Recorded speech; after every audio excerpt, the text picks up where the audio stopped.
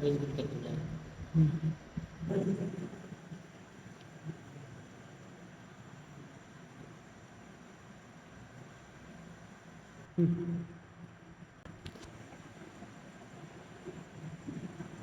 আসসালামু আলাইকুম। কি হচ্ছে? হ্যাঁ, সময় কাটানো হচ্ছে করে। আচ্ছা, কি করো? মোবাইল টিপতেছো?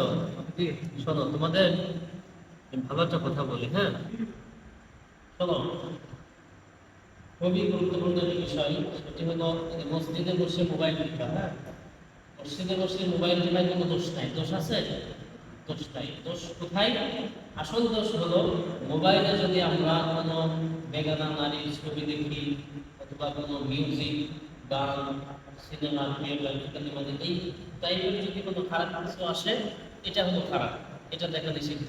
তুমি মসজিদে বসে মোবাইলে তুমি বই পড়তে পারো, স্কুলের কোনো বই পড়তে পারো, ডিকশনারি পড়তে পারো, তুমি সাধারণ কোনো টেক্সট বা লেখা পড়তে পারো, কোনো কোরআন শরীফ পড়তে পারো, কোরআন তর্জমা করতে পারো, মানে ভালো যে কোনো কিছুই মসজিদে বসে মোবাইল, ল্যাপটপ, কম্পিউটার সব কিছুতেই করা যায়।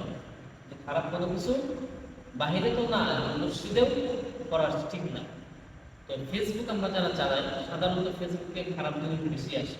এই জন্য আমরা চেষ্টা করবো সবসময় যে মসজিদে বসে ফেসবুক প্রতিদিন আমরা এড়িয়ে চলবো।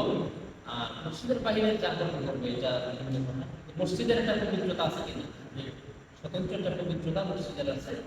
এই জন্য মসজিদে বসে কেউ আমরা ফেসবুক চালাবো না। আমরা আজকে থেকে ইনশাল্লাহ প্রতিজ্ঞাবদ্ধ হলাম। ঠিক আছে ইনশাল্লাহ?